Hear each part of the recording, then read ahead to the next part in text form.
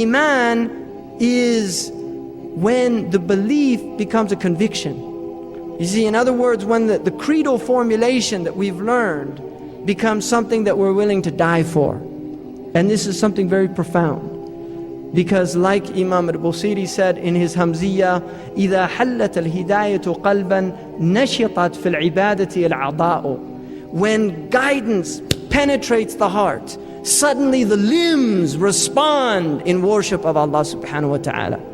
And this is the profundity of conviction that Allah is true, that Allah's messenger is true, that the Jannah is true, that the Nar is true, the Sirat is true. All of these things are haqq. They're true, they're haqq, they're from Allah subhanahu wa ta'ala, they're real. And one of the most profound realities of this tradition, and this is something I've only come to realize, one of the most profound realities of this tradition is, unlike all of the other peoples on the earth, or at least the vast majority of the peoples on the earth, the Arabian Peninsula, at the time that the Messenger of Allah came to it, had a unique aspect to its belief system.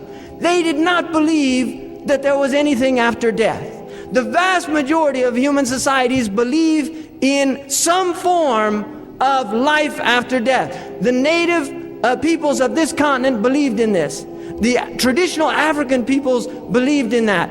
The Europeans believed in it. The Druidic people believed in it. Even the ancient Greeks with their Hades believed in an afterlife. Dark and despairing as it was, they believed in an afterlife. The Chinese believed in an afterlife. In Pure Land Buddhism, they believe in an afterlife, reunited with the great Buddhas of the past. The Indians believed in an afterlife. The Arabians did not believe in the ba'th.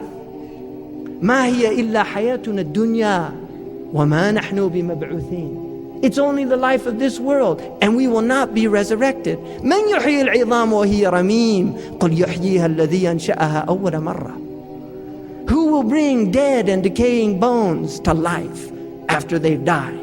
Say the one who brought them back the first time. So this is something extraordinary. How is it that the Quran, we have not examined the Quran. As an ummah, we have a romantic attachment to the Quran. Most of us say, oh, the Quran, what a great book, and have never even read it. They've never read it, right? We're like people in the restaurant who look at the menu for 50 years and never order to taste the food. We just look at the headlines, right? Right? You go into the restaurant and it says, shish kebab, and you don't even know what that is, and you just look at it and stare at it, and the garçon comes to the table and says, would you like to take your order? I'm still thinking about it, right?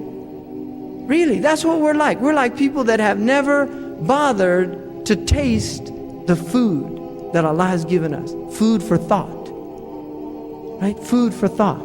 The Quran, and this is why this romantic attachment to Islam is a flimsy attachment.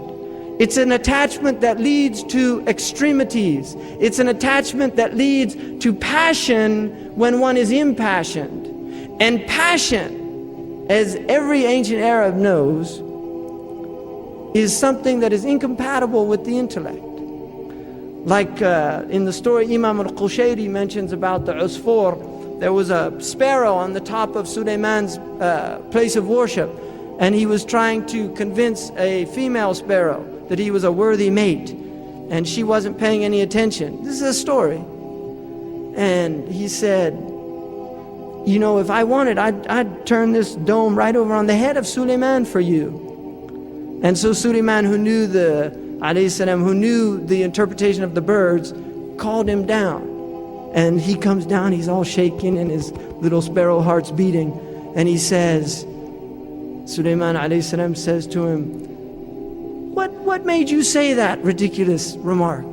And the sparrow said, oh, Prophet of Allah, don't you know that lovers are never taken into account for what they say in the presence of their beloved? Right? In other words, I was in a state of passion. You can't take me to account. And this is the reality of, you see, we have these passionate displays. In fact, there was something somebody told me about, I didn't see this, but there was a demonstration, I think it was in Canada, and they fought. The Muslims were fighting over who was going to lead the demonstration against the bombing of Iraq. Right? This is a disease of the heart. It's called hubb al-riyasa.